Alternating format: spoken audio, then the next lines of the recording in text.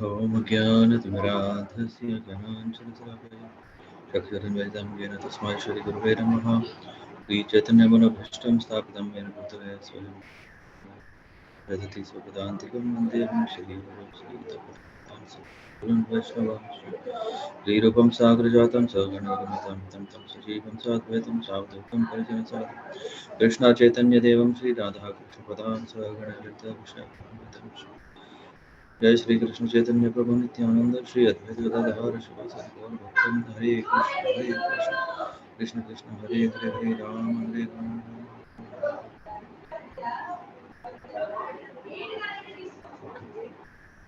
Reading from Prabhupada-līlāmṛta chapter 38 from volume 2.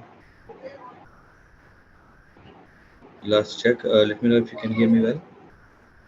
No background disturbance. A lot of background noises there. Is it some kind of air blowing? Yes, Prabhuji. Fan. Acha. Okay. Then we'll set it up. That's in my hand. I have also kids playing, so that's why.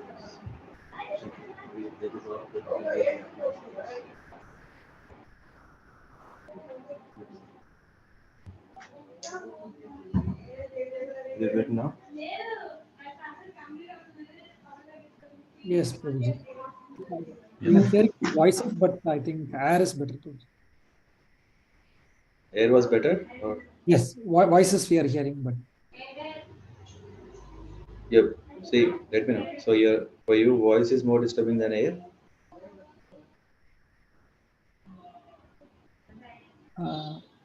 I think it is okay, Prabhuji. No? Okay, Prabhuji. Yes, Prabhuji. Let's see. Yeah. So, Bombay, February 8, 1972, Prabhupada met with Mr. N and reiterated that he wanted to move on to the land as soon as Mr. N received the second 50,000 rupees.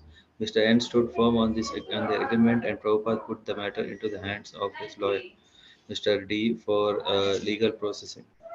Although Prabhupada was making all the managerial decisions, he wanted the GBC secretaries to take on a responsibility for these practical affairs.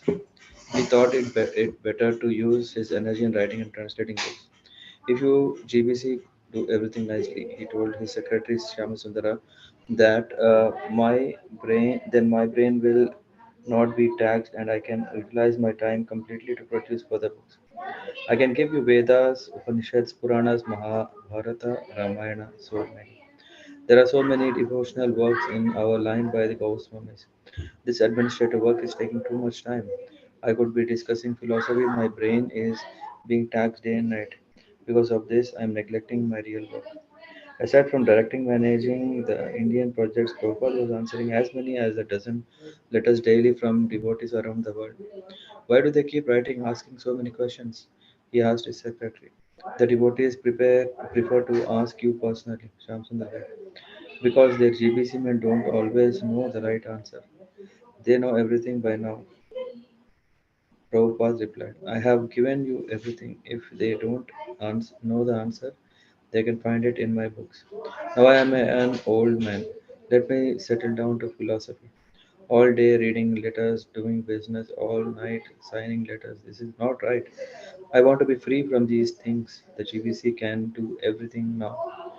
But it wasn't possible. As soon as Prabhupada would sense that one of his devotees was being cheated, he would immediately become actively involved.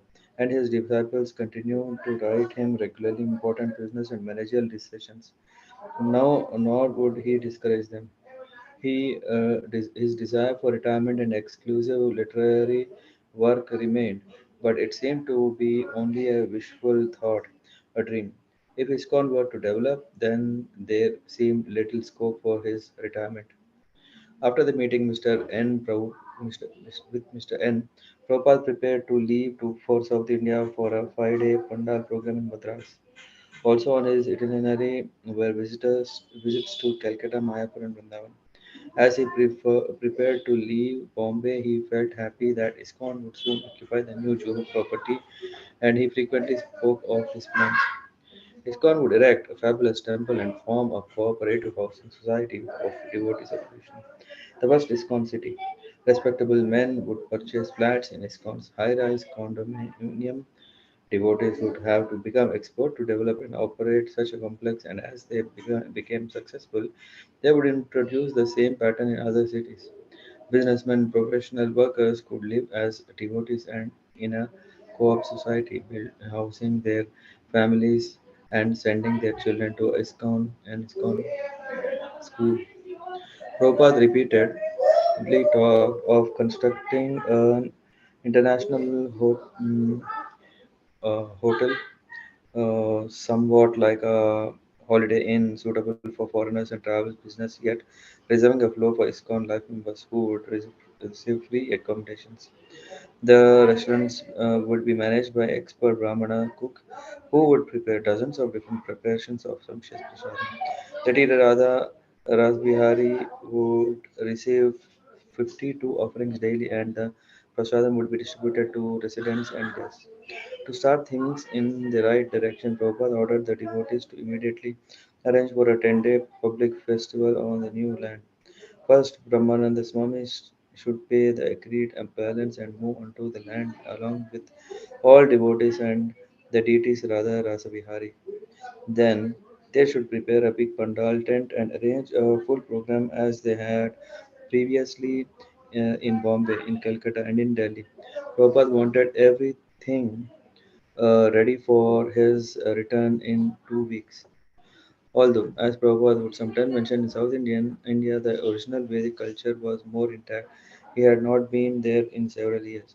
Most of the great acharyas, Shankara, Ramanuja, Madhva, and had come from South India, and Lord Chaitanya Mahaprabhu during his own touring had found South India especially favorable.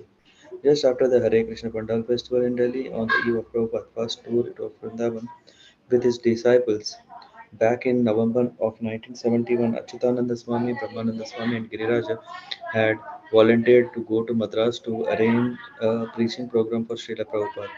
When Achyutananda Swami had informed Prabhupada of the plan, Prabhupada had asked, "Oh, you are not going to Vrindavan with us?" ISKCON is Vrindavan. Achyutananda Swami had replied, "Yes," Prabhupada had said. "My Guru Maharaj used to think like that. But which do you want us to do?" Giriraj had asked. "What is better service? I want to put on a pandal in Madras." Prabhupada had replied. "That would be more pleasing." Madras, February 11, 1972. Prabhupada, accompanied by 20 disciples, arrived in Madras and immediately took part in a parade through the streets. The parade, led by a decorated elephant and a marching band, followed by the devotees, Kirtana, featured Prabhupada riding in an old flower-covered uh, American limousine. Prabhupada stayed as a guest of Mr. Balu, a Madrasi businessman. For 3 nights in the large hall packed with 5,000 people, Prabhupada, riding in an old flower-covered American limousine. Sorry, I think I missed something. Prabhupada stayed as the guest of Mr. Balu, a Madrasi businessman. For 3 nights in the large hall packed with 5,000 people, Prabhupada lectured in English. One evening, he told a story from the Chaitanya Charitamrita of an illiterate South Indian Brahmana whom Lord Chaitanya Mahaprabhu recognized for his staunch devotion to his spiritual master and to the Bhagavad Gita. The next morning and each subsequent morning, the Hindu, one of the Madras two leading newspapers, printed a full summary of Prabhupada's lecture. The other principal newspaper gave a more general account of A.C. Bhaktivedanta Swami's arrival and the parade with his Western followers. The large 3-day program was followed by a more select gathering sponsored by Mr. K. Veera Swami, the Chief Justice of Madras, attending the function where judges, lawyers, and other leading citizens of the city. Several thousand people gathered beneath the open pavilion as Prabhupada spoke about Rupa Goswami and Sanatana Goswami of Vrindavan, who had given up their important government positions to join the movement of Lord Chaitanya Mahaprabhu. Indirectly, Prabhupada was requesting all the attending leaders of Madras to join the Krishna consciousness movement. Prabhupada was aware that his audience, although respectful, were steeped in impersonalism, deep-seated conviction that impersonal Brahman was supreme and that all Hindu gods were equal manifestations of the One. And Prabhupada ended his talk by imploring his audience to accept Krishna as the Supreme Personality of Godhead. Just repeat, he said. Krishna is the Supreme Personality of Godhead. His appeal was so urgent and humble that some members of the audience actually repeated aloud, Krishna is the Supreme Personality of Godhead. The Hindu's editor and publisher, Mr. Kasturi, was in attendance and he printed a detailed summary of Prabhupada's speech in the next day's newspaper. By the way, is the audio, I mean, the noise background is more or manageable? You're able to follow?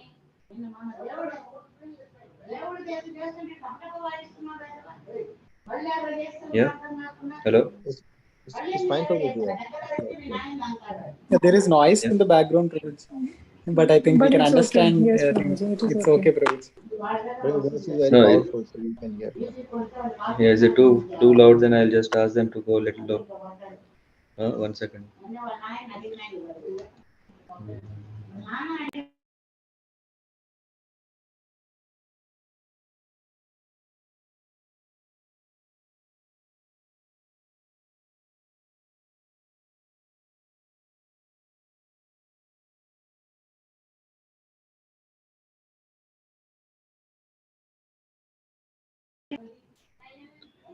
Okay, second try.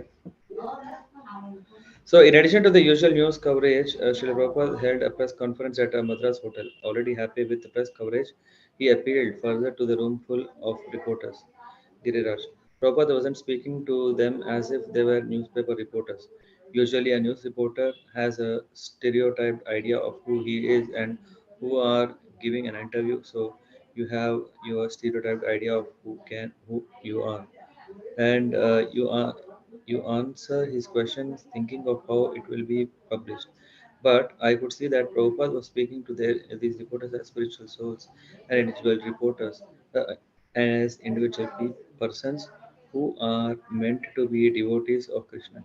Even though they were addressing him as newspaper reporters, he was answering them in a completely different way. He was encouraging them and saying, "This reporting that you have done is very nice. Krishna will bless you. You please help spread this movement."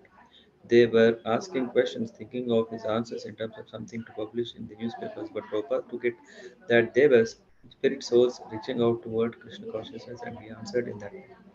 Within a few days of Prabhupada's arrival, the whole city was feeling the presence of the Hare Krishna movement.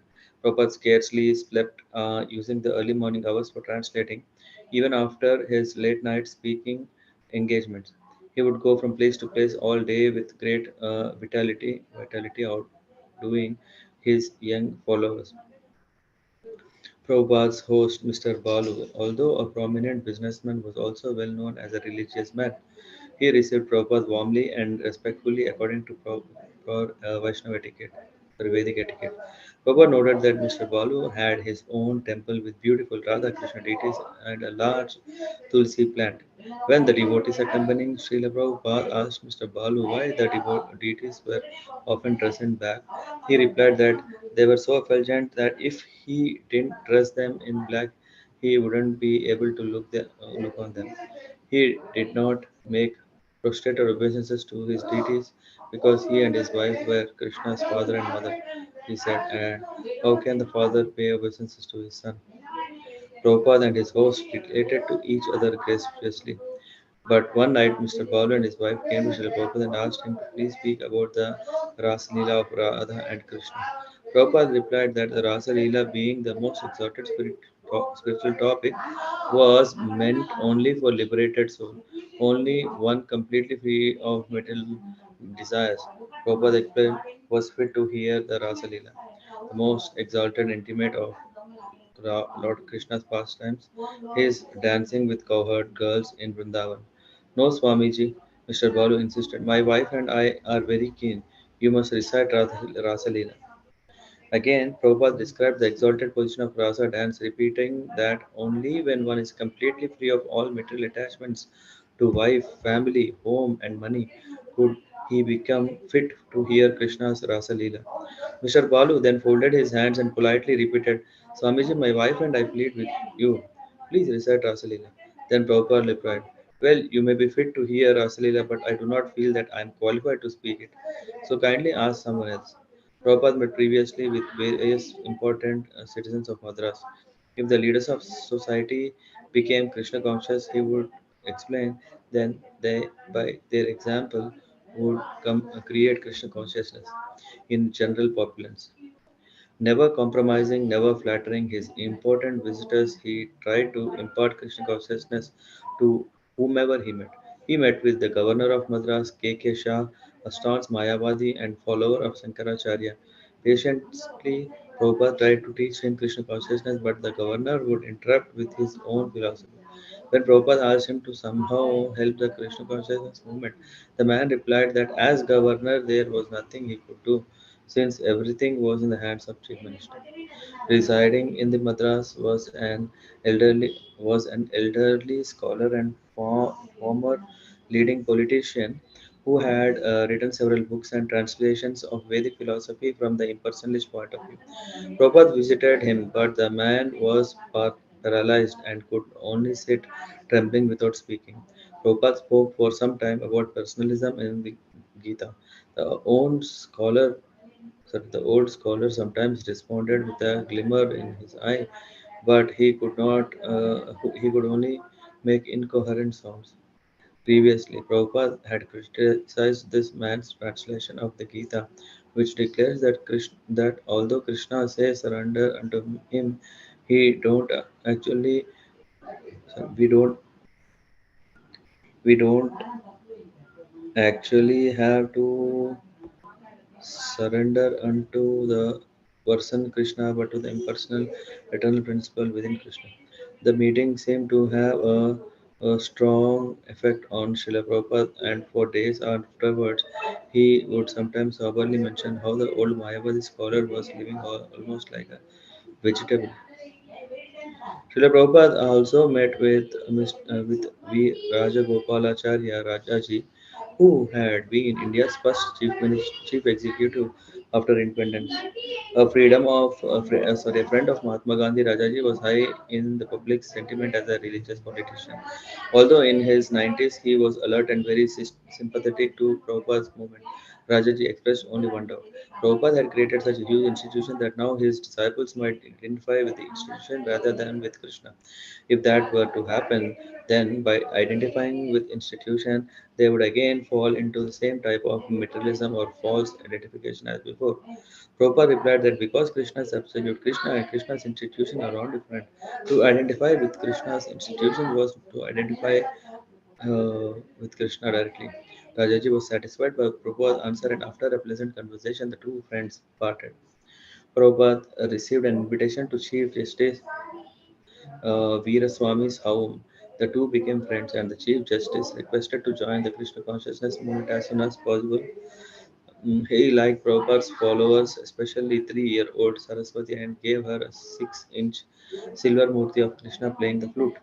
Another evening, Mr. Veeraswamy came to see Prabhupada, and Prabhupada mentioned that he thought Saraswati too would too young to have such a valuable silver murti, and that he had taken it from her and was going to give her another one.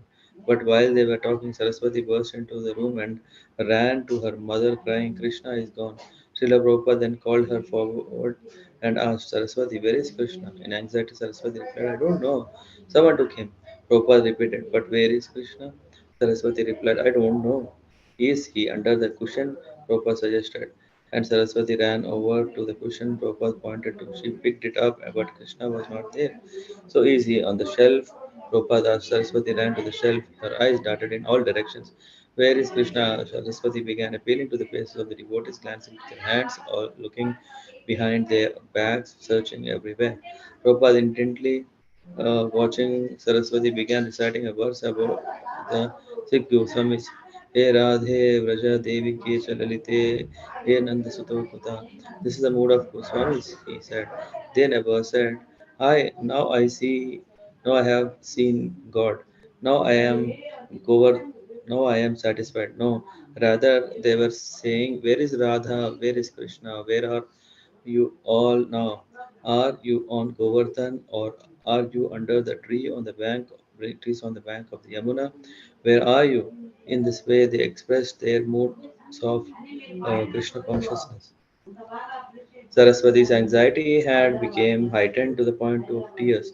One of the devotees then hinted, Saraswati, where is Krishna? Who has Krishna? Saraswati's eyes widened. She exclaimed, Prabhupada has Krishna. And she rushed up to Prabhupada, convinced that he was holding Krishna. And Prabhupada reached behind his seat and pulled out a small Krishna murti similar to the silver Krishna he had taken from her. Here is Krishna, Saraswati, Prabhupada said. Saraswati was in ecstasy. All the devotees were struck by Prabhupada's exchange of devotional feelings with even a small child. By his expertise, he had created within her a mood of separation from Krishna. Prabhupada continued explaining to the Chief Justice about the mood of separation from Krishna. For centuries, certain religious and social controversies had divided Madras, and Prabhupada often addressed these issues. One conflict was between the Brahmanas and the non-Brahmanas, because those born in Brahmana families had traditionally monopolized the important governmental, social, and religious posts.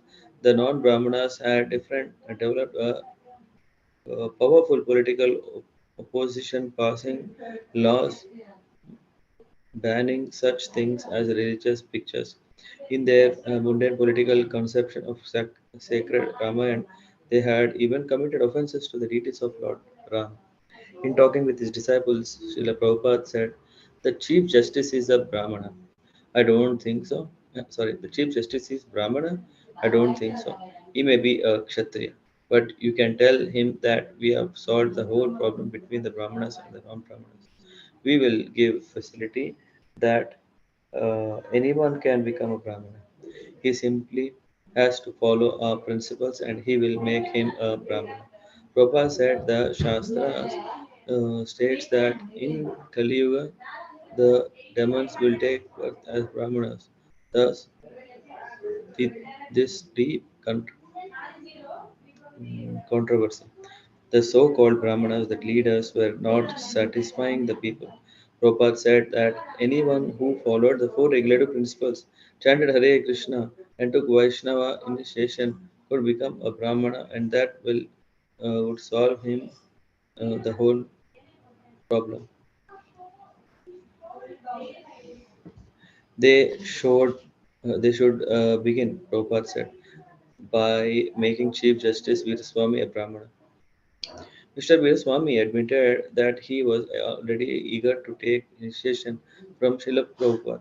His only difficulty was giving up tea drinking. When Prabhupada heard this, he said, then even if the justice drink, did drink a little tea, he would accept him as an exceptional case. Some of the Madras caste conscious Brahmanas criticized Srila Prabhupada's creating Brahmanas from low-born Westerners. During a gathering at the home of a Madrasi Brahmana, one of the guests commented to Prabhupada, Swamiji, your disciples don't pronounce the Sanskrit very nicely. Even the Hare Krishna mantra they sometimes do not say correctly. Yes, Prabhupada said. That is why we have come here, to get your association so you can teach us. Srila Prabhupada encountered another long-standing South Indian fought between the Shaivites, the followers of Shiva, and the Vaishnava followers of Lord Vishnu. The Shaivites generally exposed an impersonalistic philosophy, declaring God to be impersonal, one appearing in many forms such as Shiva and Krishna. But since all the forms were one, ultimately fighting as to Which god was best was petty and childish. Prabhupada's disciples found this philosophy difficult to deal with, and when Giriraj had argued with a wealthy Saivite, Mr. Ramakrishna, they had separated with hurt feelings.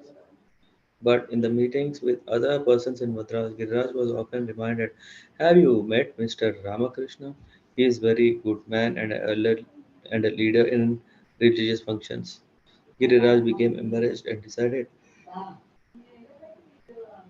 to make another attempt to win Mr. Ramakrishna's friendship.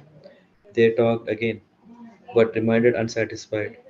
Giriraj then informed Prabhupada and asked if he would meet Mr. Ramakrishna himself. Prabhupada agreed. When they met, Mr. Ramakrishna began by saying, "Swamiji, we have been we have been having some discussion about uh, devotion to Krishna and devotion to Lord Shiva. What do you say? Who is greater, Krishna or Shiva?" Prabhupada replied that actually the word bhakti or devotion would be properly used, be properly could not be properly be applied to the worship of Lord Shiva. Bhakti, he said, means service without um, any material desire, whereas puja included service with desire of for some return. Bhakti therefore could only be applied to Krishna. But isn't it possible? Asked Mr. Ramakrishna. For someone to be a bhakta of Lord Shiva and to worship Lord Shiva simply out of devotion without desiring any material benefit. It may be possible, Prabhupada replied, but generally not. Just like when a person enters a liquor shop, generally it's taken that he is going to for drinking, although there may be some exception. Prabhupada gave the example of gopis' worship of goddess Katyayani. Their worship had not been for material benefit but for devotion to Krishna. Similarly, if one worshipped Lord Shiva with aim of serving Lord Krishna, that would be bhakti. But people generally approach Shiva for mental benefit, although Mr. Ramakrishna was usually prone to argue um, these points. Prabhupada's answer satisfied him. Srila Prabhupada's most acute controversy in Madras was not with Smartha Brahmanas, Mayavadis, or Shaivites, but with some of his own god brothers, although some of them accompanied Srila Prabhupada in comparable preaching in the West on behalf of their spiritual master, Srila, Srila Bhakti Siddhanta Saraswati, and others were envious. One envious god brother who wrote to Srila Prabhupada in Madras. Revered Swamiji, I listened to your discourse on Bhakti at Rajeshwari Kalayana Mandapam on the 12th instance. I am filled with doubts on the following. Your disciples dance with Hare Krishna mantra. Are they really got intoxicated as Lord Chaitanya? Have you, Swamiji, really got free of your ego? If so, why you said I challenge? And why are words like I and and my always on your lips? Why do you use a cushion unlike a real yogi? Did Lord Chaitanya use cushion? Why do you wear a ring and a wrist gold watch? Are you not free from material attachment? Did you visit Lord Chaitanya? Did you visit Lord Chaitanya, uh, Lord Chaitanya Krishna temple at Gaudiya Math? If not, why not? The purest Vaishnava cult is indwelling there with pious Swamijis, with Lord Krishna dwelling there. Melodious sound from your throat is absent, but a jarsing, undivided undivine comes out. Is there any divinity in your person? I doubt. One disgusted on hearing your speech. Although Srila Prabhupada was surprised and hurt by the extreme virulence of such a letter, he was accustomed to his godbrother's slights and insults. He forbade his disciples, however, to get involved in fights with his godbrothers. Rather, they should simply avoid them. He said that persons who criticize the spreading of the Krishna consciousness movement were useless, and that he would push on. The dogs may bark, but the caravan will pass. In contrast to the Vinama's letter came a letter from Tridandi Swami B.V. Puri Maharaj, another of Srila Prabhupada's godbrothers. Puri Maharaj, as Prabhupada called him, was a small was had a small ashram in Vishakhapatnam on the bank of Bengal between Madras and Calcutta. Hearing that Prabhupada was going next to Calcutta, Puri Maharaj invited him to visit. With innumerable satsanga dandavats at the lotus feet, I beg to acknowledge the kind letter. The citizens of Visakhapatnam are very anxious to have the darshan of your holiness. We are exceedingly glad and eager to hear Sankirtan and the divine message from your lips. I hope that Sankirtan movement at Madras is attracting thousands of children. Again, I again with tender words to all the Vaishnavas, I remain Darshan. So, I remain Dasan BV Puri. Vishakhapatnam, February 17, 1972. A broad beach of white sparkling sands and the Bay of Bengal's warm, clear waters were special features of Srila Prabhupada's visit to Vishakhapatnam.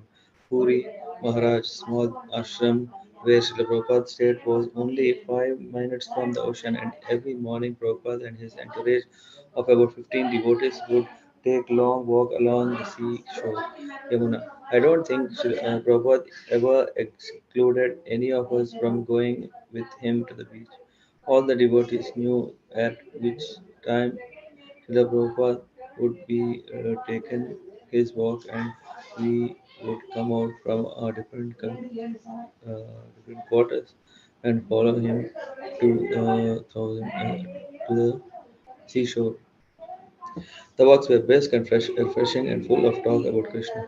Somehow or other, we were all able to hear Srila Prabhupada speak. Gurudas.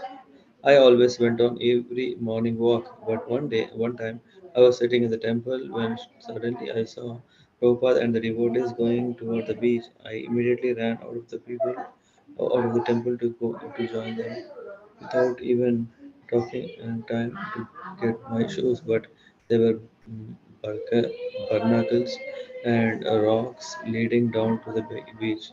When Prabhupada saw me coming, lifting my feet up high, painfully hobbling down the rough road, he looked over and said, "Oh, your feet are hurting. Why aren't you wearing shoes?" And I said, Prabhupada, when I am with you, I don't feel any pain. Prabhupada stopped and said, then why don't you cut your throat? Someone laughed and I laughed also. He said, there is enough tapasya. Why create your own? Guru Kripa. Prabhupada would talk philosophy on and on. There were many things I couldn't understand. I could just listen anyway, although I couldn't remember anything. I would just hear and hear, but it hadn't registered yet. I used to walk behind him on the beach. I figured out if I can't follow his teachings or example yet, at least let me step in his footsteps in the sand. Vishaka. Sometimes a dog would try to follow us or would bark at us. We were all surprised and to see how Prabhupada would flick his cane and the dog would run away. Once, when we passed a cow on the road, Prabhupada gave her ample room at room to pass, and he told us the story of how he had been gored by a cow shortly after he had taken sannyas. Tejas. Once on a morning walk, Prabhupada was speaking about the dog. He gave a reference to a shloka by Chanakya Pandit about the five good qualities of a dog. That is very faithful, that we are very faithful, satisfied with anything. And soon Prabhupada said, we should be Krishna's dog. He was also speaking about how a pujari should never be paid. The teacher and the pujari should never receive a sta- salary. They must work in pure knowledge. Sorry, pure devotion. The Kshatriya also. Uh, he said that was the mistake in government today that the Kshatriyas are being paid. He discussed so many things one after another. Nanda Kumar. Srila Prabhupada would tell us to go to bath in the ocean, go to the beach, he would say. So one day I asked him, Srila Prabhupada, whenever I go down to the beach, the sun is warm on my body. The water feels so good. The sand, it seems like such a comfortable material situation. How should I understand your reason for asking us to go to the beach? I know the spiritual master never gives the disciple anything that will cause him to become materially attached, but always gives him whatever he needs to remember Krishna. But when I go to the material to the beach, it seems I just enjoy my senses. How can I relate that to Krishna? How can I understand that his instruction is for my spiritual benefit? Prabhupada said, the sun is there, Krishna is the light of the sun. The ocean is there, Krishna is the taste of water. You are surrounded by Krishna. How can you forget Krishna? He is always. So he is all around you. He is all around you. Panchajanya. I was a new devotee and I asked Prabhupada, what about swimming? Srila Prabhupada, is that not Maya? Prabhupada said, Lord Chaitanya used to go swimming all the time. He used to play ball. So you can go and swim. Just make sure you remember Krishna. Puri Maharaj's ashram was a simple single story building of about 8 rooms. When he offered Prabhupada a room next to his own, Prabhupada was pleased, accepting it as an expression of friendship. Prabhupada relaxed with him, with his god brother uh, Puri Maharaj and Ananda Brahmachari, speaking with them in Bengali. Puri Maharaj said he appreciated Prabhupada's work and his Western disciples. Prabhupada's disciples had already seen formal exchanges of obeisances between Prabhupada and his god brothers, as when in Bombay they had seen Prabhupada get off his Vyasasan and offered dandavats to his god brothers. But in Vishakhapatnam they saw more intimate dealing. They saw for the first time Srila Prabhupada inviting living comfortably at ease in the same quarters as oddities. Through Prabhupada's guidance, they began to learn more of the essential, friendly, and humble exchanges between Vaishnavas. Prabhupada's godbrother Ananda was eager to cook and serve not only Srila Prabhupada but all his disciples. Ananda was elderly and yet he took uh, the position of always offering menial service. Although he spoke very little English, Prabhupada's disciples could perceive the affection of Ananda and Srila Prabhupada for each other. Ananda's communication with Prabhupada's disciples was particularly through He is cooking and serving prasad. Each morning, everyone would gather on the veranda outside Prabhupada's quarters. The men sitting on one side, the ladies on the other. Down the center, Azil Ananda would walk briskly, distributing prasadam, while Prabhupada sat at one end in a wooden chair, uh, fingering his japa beads and the observing the devotees take prasadam. Prabhupada had supplied money to the ashram and Ananda was regularly cooking sumptuous feast, deep fried chunks of potatoes in powdered spices, rice, yogurt, dal, three different types of sabjis, french fries, chutney, malpura, rajkeli, sandesha, shira, and everything cooked to a nectarian standard of excellence. Prabhupada would sit at the head of the two rows of devotees and encourage them to take prasad. Give him more. Prabhupada would praise Ananda's cooking, smiling with pleasure to see his disciples accept prasad. The devotees would finish, having been induced to eat as much as they possibly could, and Srila Prabhupada would say aloud the Premadhvani. Then all the devotees would shout in response, Jai. After one such feast, Srila Prabhupada called the devotees into his room and remarked, see how he is cooking. He cooks everything. He serves it, and then he don't eat until everyone is fully satisfied. This is Vaishnava. How he should act. He is more satisfied to serve them to enjoy him than to enjoy himself. The feast continued twice a day, and in the evening, many guests arrived to the prasadam, take prasadam, chant in the kirtanas, and hearing Srila Prabhupada lecture. One day, Srila Prabhupada took his disciples to see a famous temple of Lord Nrsimha, Sri Simhachalam, on top of a hill about 5 miles north of Visakhapatnam. Thousands of stone steps led up the hill to the temple, which are situated in a natural amphitheater on the side of the hill.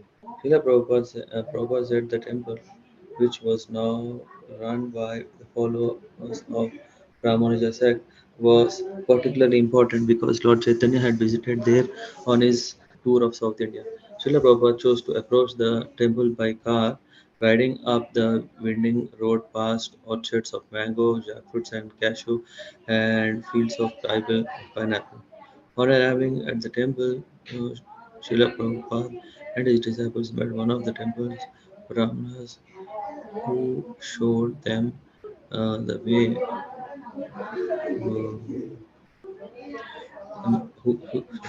who showed them around the ground. Sorry. The temple buildings were of black granite and carved into the rock were the forms and pastimes of Vishnu, especially in the incarnation of Lord Nrsimha. As Prabhupada moved from place to place, building to building, he sometimes rode up steep stairs on a palanquin carried by 4 men. When Prabhupada came upon an immense banyan tree at the lower end of the temple grounds, he said that the tree must be thousands of years old. As he stood beneath the tree, his servant Nandakumara handed him a small champaka flower. Extending his thumb and forefinger from his bead bag, Prabhupada held the champaka flower and looked fondly at it. This flower, he said, is the color of Lord Chaitanya, and this flower is the most loved all over the world. This flower is beautiful to look and beautiful to smell. He carried the small saffron gold flower between his fingers throughout the rest of the morning. When Prabhupada and his group entered the inner sanctum where the deity of Lord Nrsimha resided. Their guide explained that the murti dated back to the temple of Prabhupada Maharaj. Sorry, sorry, Prahlad Maharaj. An ancient king named Pururava and his consort Urvasi had once visited this hill, and at the request of Urvasi and the Murti who appeared to her in a dream had been excavated. The Lord had ordained that he should be worshipped in this place, but that he would give darshan only one day a year during the month of Vaishakha. The rest of the year he would be entirely covered and with entire covered with ground sandalwood pulp mixed with camphor and other scents.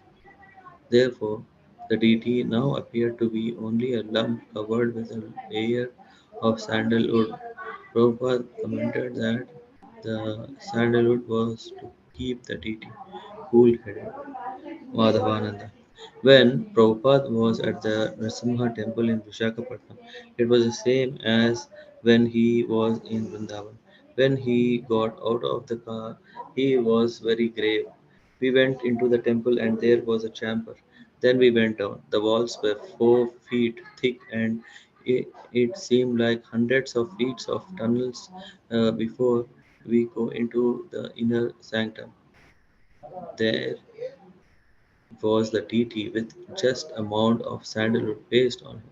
As soon as we entered, Prabhupada said, begin chanting the Narsimha mantra.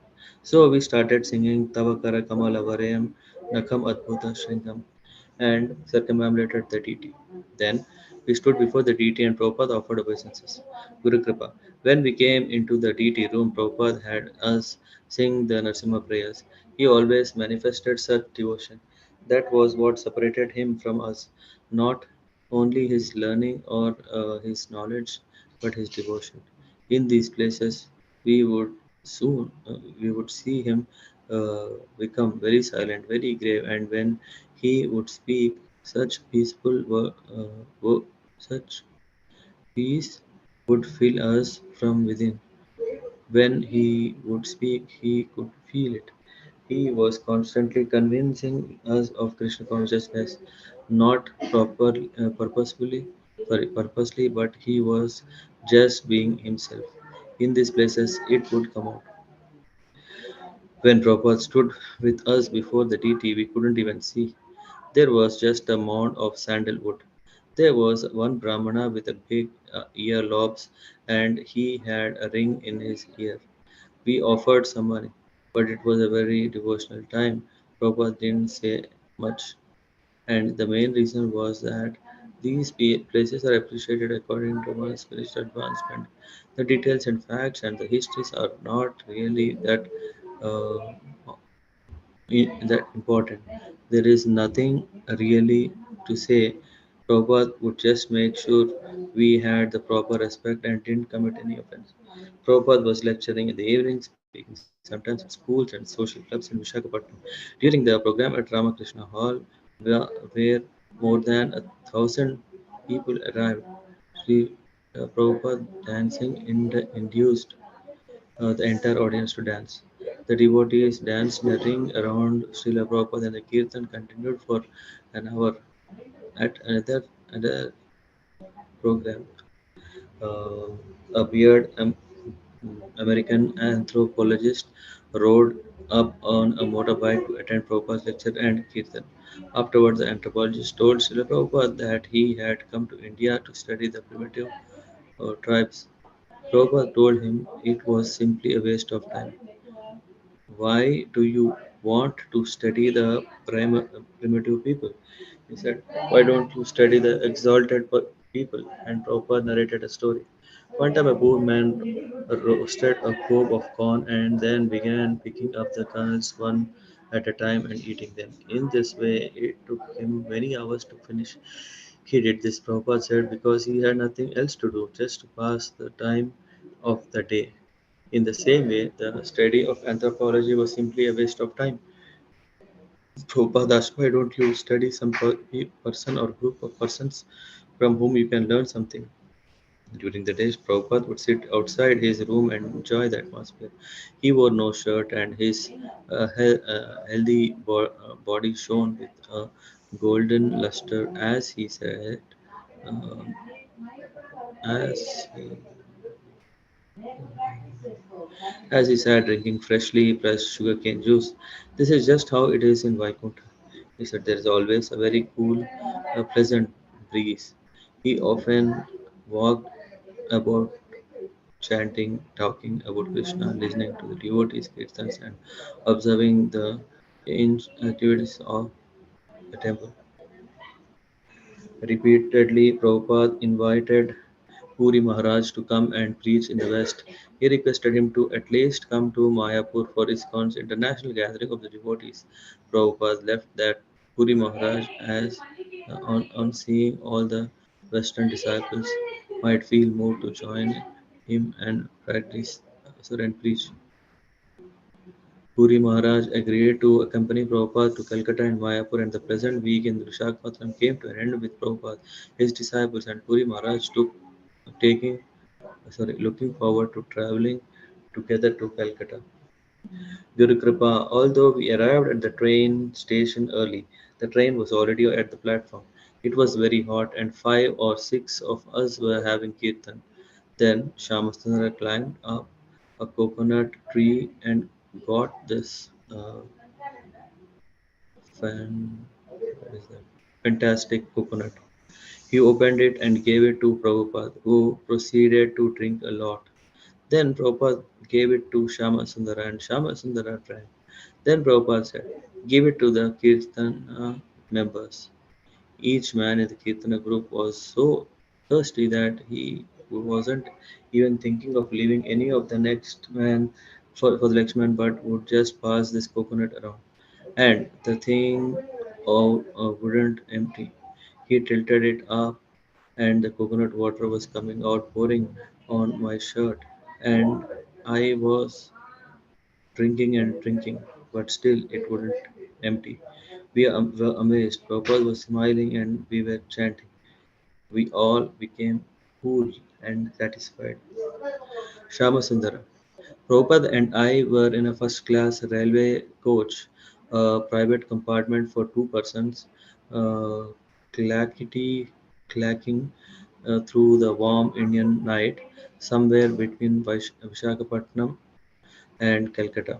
Prabhupada was talking and joking and playing tapes until around 10:30 p.m. when he lay down to take rest. For a while, I switched off the lights. At about midnight, Prabhupada sat upright and called my name. Shamasundara, take dictation, he said. Then followed a train of thoughts so lucid and coherent that I could only conclude that while we think Srila Prabhupada is sleeping, he is not. He is actually not sleeping, but he is thinking, reflecting on the ways to serve Krishna more and more. Srila Prabhupada ki jai. Hare Krishna.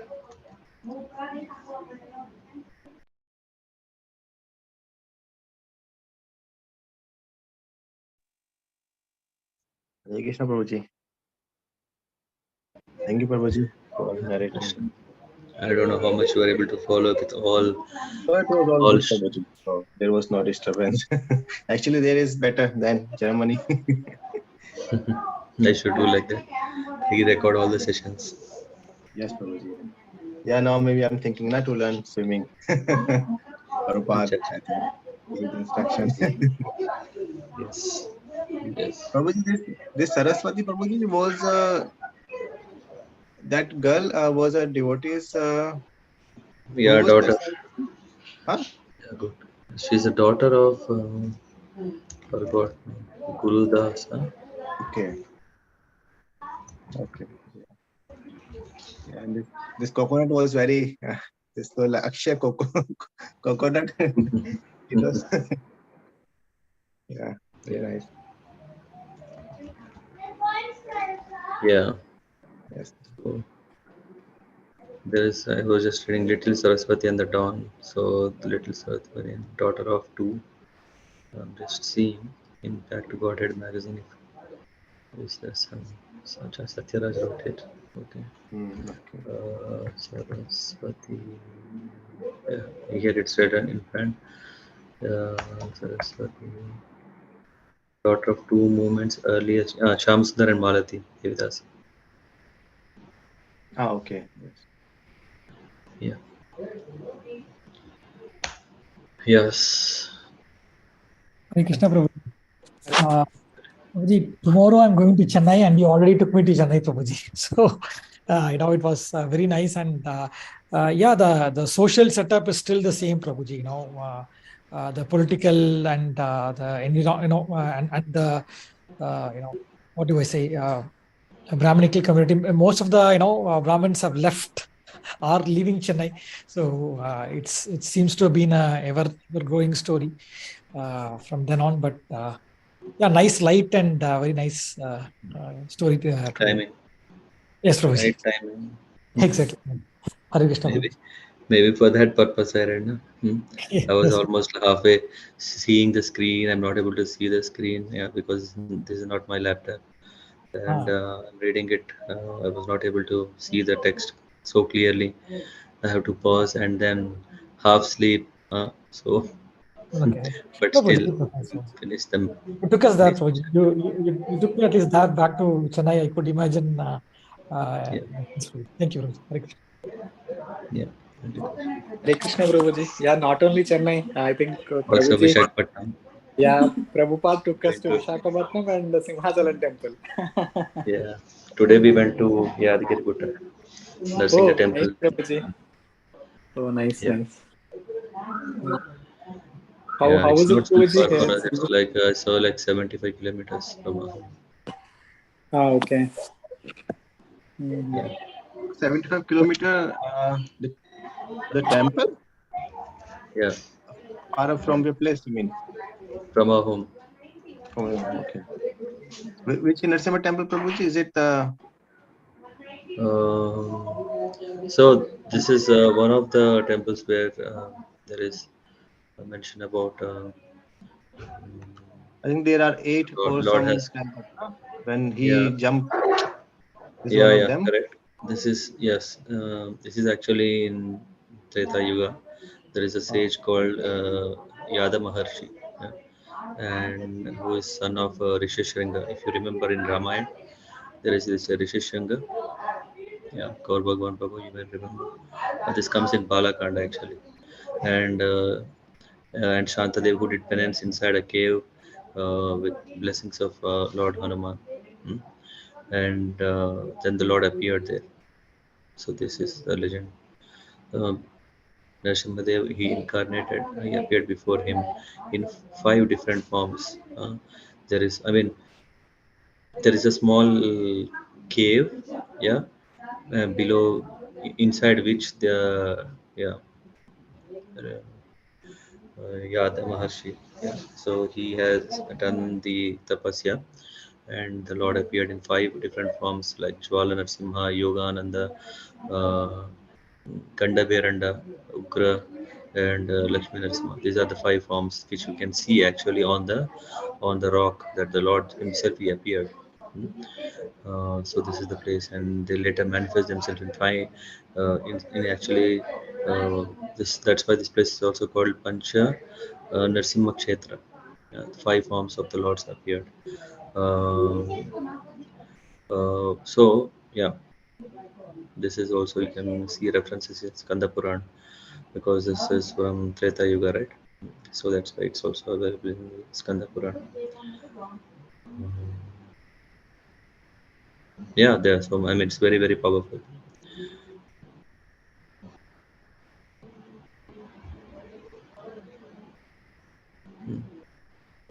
Yes, Prabhuji. Hare Krishna Prabhuji. Yes, Prabhuji. Thank you Prabhuji for yeah, everything and it was nice to hear yeah these different Mm. places Prabhupada went with disciples. In one place Prabhuji Prabhupada said that yeah, the Brahmanas and Kshatriyas should not be paid, but Kshatriyas are the rulers. They have all the treasury or riches. Yeah, yeah, they should not be paid. No? See, if you are a company CEO, you are not paid for your job. Huh? You mean owner, CEOs, they Yeah, get yeah. some So your discount. responsibility. So yeah, you're not paid for what you're doing. You're paid. You're paying towards the nation in terms of taxes. So yeah, that way Brahmanas, Kshatriyas, they are not paid. Their job is not like okay, paid basis. The Brahmanas they recite prayers and all these yajnas, yagas, whatever their donation basis, whatever they get, they live a simple life. And Kshatriyas, yeah, Anyway, all these riches are there, but these riches are not for their own benefit. Or it's not like, okay, everyone is making chanda and collecting and giving to the king. Here, king, this is your salary. Yeah, you take it. No, he maintains his own, whichever like a um, as a proprietor, using very limited for himself, but making sure that citizens are given everything. Prabhuji, how about the military leaders under the king? Are they paid or Yeah, yeah, they are paid. Mhm. so they are not Yeah. Kshatriya, or maybe only king is said to be Kshatriya No, and the no. I rest? mean, they are also, yeah. But again, here, if we talk about king monarchical, we are talking about those days where the king, even if you see in current situation, right? The our defense, they are not paid such a high salaries, but they're given so many allowances. So in that way, the king used to give a lot of allowances.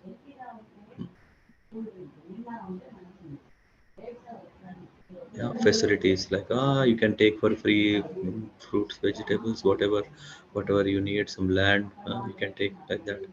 The king allots. So these are not like really seen as salaries. Mm. Something will be there even in, I don't know if you saw, if you have you heard about military canteens. So, Hmm. They get subsidized, right? They don't have to pay the same MRP, but then the costs are less. mm, Because the costs are less, so something they have to have money. Yeah. So in those days, the kings, they have their own ways how to manage, so that the staff is happy and engaged in service. so Prabhuji, the temple you visited, Narsimha Dev, was that also the deity with the sandalwood pulp? No, no, no, Uh, no. Here the deities form, as I said, you can see the imprints of the Lord on a rock, and it's not so easy to have darshan, though we may see it just how far it would be, just like yeah, not even 10 meters, maybe 10 meters away from away, you can see. And that too, the rock doesn't face you. The rock faces little sidewards, and next to the rock, yeah, the actually, yeah, where the Lord appeared, in all these five forms, the actual Panchaloha murtis, yeah, darshan murtis are set up, established. So one takes darshan of Lakshmi Narasimha Swami like that, but yeah, because not so, what do you call, fabulously the Swayambhu are decorated or dressed, only with tilak and, yeah, some small paraphernalia, you can recognize that, okay, the Lord is there. Maybe if someone has a chance to go more inside, they could see maybe better. Yeah, thank you, Prabhuji. yeah,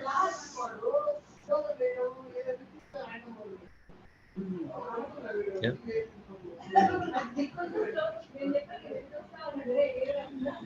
Okay, so then we'll close as usual. Yeah. I don't know what's time. It's Maybe already tomorrow 8. class, morning, tomorrow. My morning will be late for you. Sorry, too Yeah. early for you. That's what I'm just thinking what to do. Maybe in night like this, is if it's okay, we'll have in the evening. Uh, let's keep it at least like this today. If I can manage to come back home, because we might go out in the evening or actually in the afternoon, uh, You depending. mean to change the So time?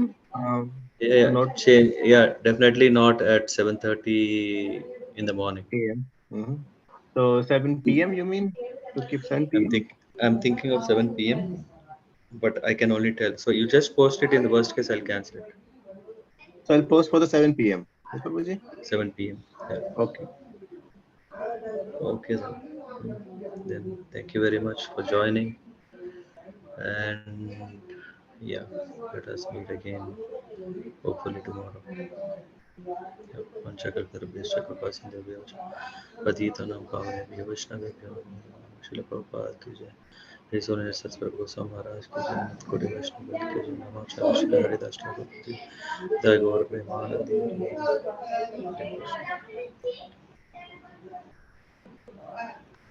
Hare Krishna Prabhuji.